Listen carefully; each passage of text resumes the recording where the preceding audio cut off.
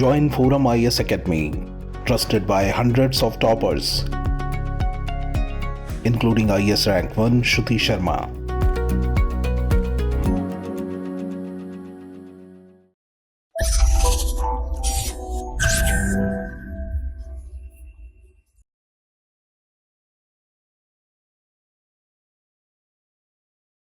Hello friends, this is Gautam Pandey coming up with the next round of बस 5 minute. In this video we will discuss about Silicon Valley Bank failure और साथ ही साथ ये भी समझेंगे why it's not 2008 financial crisis again. So first of all let's see why is it in news.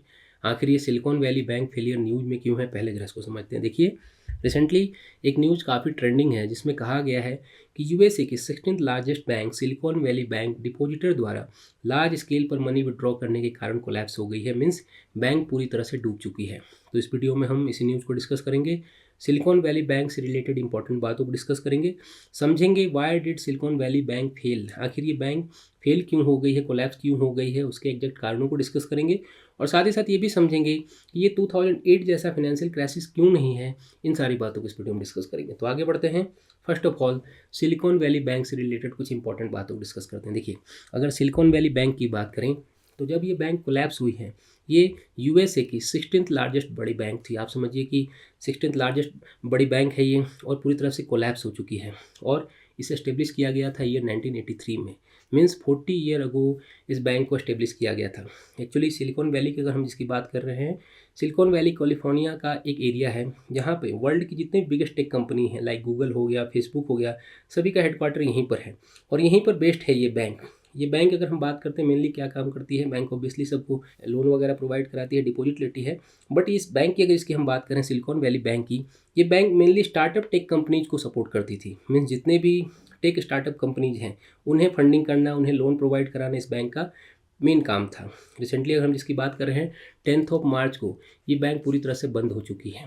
और जब ये बैंक बंद हुई तो आप सोचिए कि इसके पास जितने भी डिपॉजिटर थे उनके लार्ज स्केल पर मनी थी. अकॉर्डिंग टू मीडिया रिपोर्ट अगर हम बात करते हैं तो जब ये बैंक कोलैप्स हुई है, बंद हुई है, इसके पास $175 बिलियन, आप समझिए एक large scale of amount, $175 billion इसके पास डिपॉजिट था. उसके बाद ये बैंक पूरी तरह से कोलैप्स हो चुकी है. तो अब जरा समझते हैं कि why did silicon valley bank fail. आखिर ये इतनी बड़ी बैंक जिसके पास $175 बिलियन डिपॉजिट में था, ये बैंक आखिर कोलैप्स क्यों हो गई, इन सारी बातों को समझते हैं. इसे कुछ पॉइंट में समझते हैं, 1-2 पॉइंट में समझना हमारे लिए थोड़ा आसान हो जाएगा. देखिए, अगर फर्स्ट रीजन की बात करें तो इसके पीछे जो सबसे बड़ा रीजन बताया गया है, इसमें बताया गया है कि पिछले कुछ टाइम से जितनी भी टेक्नोलॉजी कंपनीज हैं उनके शेयर मार्केट में प्राइस डाउन होते गए हैं. एंड इसके साथ साथ यूएसए की जो फेडरल रिजर्व बैंक है वहाँ पर उन्होंने इन्फ्लेशन को कंट्रोल करने के लिए, इन्फ्लेशन को कॉम्बैट करने के लिए अपने इंटरेस्ट रेट भी बढ़ाते गई हैं, जिसके कारण कहा जा रहा है कि बैंक पूरी तरह से डूब गई है, फेल हो चुकी है. तो यहाँ पर एक क्वेश्चन आप रेज कर सकते हैं कि टेक कंपनी के शेयर डाउन होने से इस बैंक का क्या रिलेशन है. मीन्स अगर टेक कंपनी के शेयर डाउन हो जाते हैं तो सिलिकॉन वैली बैंक का क्या रिलेशन है इससे. सिंस वी ऑलरेडी डिस्कस कि सिलिकॉन वैली बैंक जितने भी टेक स्टार्टअप हैं उन्हें लोन प्रोवाइड कराती थी.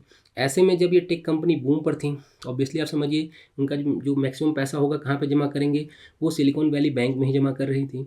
और रिसेंट सिनेरियो में हमने क्या देखा कि जब 2021 के बाद से जब शेयर मार्केट डाउन होने लगा टेक कंपनी का, तो ये जो कंपनीज हैं, जो टेक कंपनी जो अपने पैसे को विड्रॉ करने लगी हैं.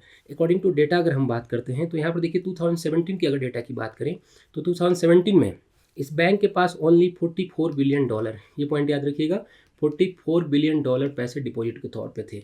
बट 2021 में जो डेटा बताया गया, इसमें बताया गया कि इस बैंक के पास $189 बिलियन पैसे जमा थे. तो ऐसे में समझिए पैसे कौन से थे, इन्हीं जो टेक कंपनी थी, जितने भी टेक स्टार्टअप थे उनके पैसे थे. और जब ये 2021 के बाद इनके शेयर प्राइस डाउन होने लगे तो ऑब्वियसली अपना पैसा वो विड्रॉ करने लगे क्योंकि उन्हें पैसे की ज़रूरत होगी. तो 2021 के बाद से इस बैंक के भी डिपॉजिट में कमी आने लगी थी, डाउन होने लगा था. ये एक सबसे बड़ा कारण बताया जा रहा है इस बैंक के फेल्योर होने का.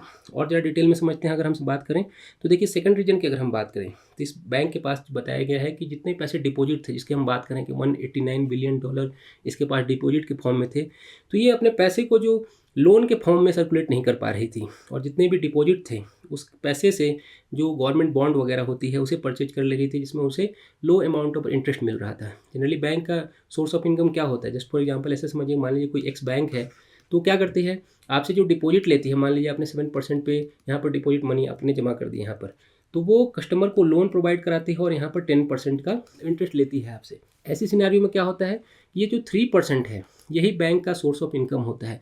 ऐसे सिनेरियो में आप समझिए कि जो सिलिकॉन वैली बैंक है वो पैसे लोन में दे ही नहीं पा रही थी, और जो अपने पैसे थे, जो डिपॉजिट थे, उसे वो गवर्नमेंट बॉन्ड को परचेज कर रही थी। ऐसे में समझिए कि मान लीजिए आपको 7% अपने जो डिपॉजिटर को इंटरेस्ट देना है, और आपके पास सिर्फ और सिर्फ 5%, मान लीजिए 4% जो भी हो, उससे कम पैसे ही आ रहे हैं, तो ऑब्वियसली आप जितने भी डिपॉजिटर हैं उन्हें पैसे वापस नहीं कर पाओगे। तो सेम कंडीशन इस बैंक के साथ हुई है। जितने भी डिपॉजिट इनके पास पैसे थे वो उन अपने कस्टमर को इंटरेस्ट के साथ पैसे वापस नहीं कर पा रही थी, और हाल फिलहाल में जितने भी टेक कंपनीज हैं उनका विड्रॉ एक सबसे बड़ा कारण रहा है इस बैंक के कोलैप्स होने का। तो ये तो मेन रीज़न था। अब जरा समझते हैं कि ये बैंक का कोलैप्स 2008 जैसा क्राइसिस क्यों नहीं है, अगर हम बात करें, क्योंकि 2008 में एक बहुत बड़ी क्राइसिस वर्ल्ड वाइड देखा गया था। तो अकॉर्डिंग टू एक्सपर्ट अगर हम बात करें तो इस बैंक का फेलियर 2008 का रिपीटिशन नहीं माना जा सकता है, क्योंकि सिलिकॉन वैली बैंक का कोलैप्स सिर्फ जितने भी टेक कंपनी हैं वहीं तक सीमित रहेंगी। जितने भी टेक कंपनी की हम बात कर रहे हैं कि टेक कंपनी को खास में भी खास करके कौन से जो स्टार्टअप कंपनी है, उन्हें इन्होंने पैसा जमा किया था, उन्होंने पैसा लोन पे तौर पे दिया था। तो जो स्टार्टअप कंपनी है, टेक कंपनी है, वहीं तक इनका इम्पैक्ट रहेगा। और जितने भी स्टार्टअप कंपनीज होती हैं वो इकोनॉमी पे लार्ज स्केल पर इम्पैक्ट नहीं डाल पाती हैं। बट प्रॉब्लम अगर इसे लॉन्ग टर्म तक बना रहा, मान लीजिए प्रॉब्लम को सॉर्ट आउट नहीं किया गया, क्राइसिस को सॉर्ट आउट नहीं किया गया, तो जो भी सेक्टर है वहाँ पर इम्पैक्ट डल सकता है। बट अकॉर्डिंग टू एक्सपर्ट अगर हम बात करते हैं तो रिसेंटली करंट सिनेरियो में कह देना कि 2008 जैसा क्राइसिस आ जाएगा बिल्कुल भी सही नहीं है। तो होप आपको सिलिकॉन वैली बैंक फेलियर से रिलेटेड सारी बातें समझ में आई होंगी। Thanks for watching.